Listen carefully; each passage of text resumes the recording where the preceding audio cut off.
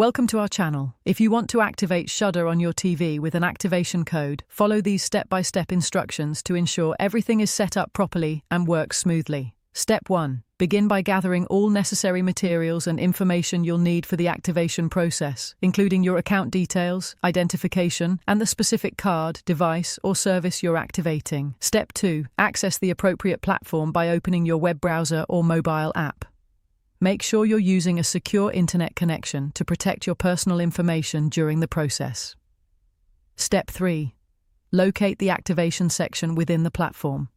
This is typically found in your account settings. Under a menu labeled Activate, Register, or Get Started, look for clear instructions or prompts. Step 4. Enter all required information accurately, including card numbers, serial codes, or account credentials.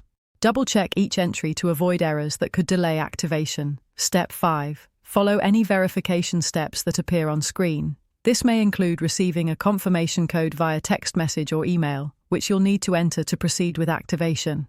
Step 6. Review all terms and conditions carefully before accepting. Make sure you understand any fees, limitations, or usage policies that apply to your activation. Step 7. Complete the activation by clicking the final confirmation button. You should receive an on-screen message indicating successful activation.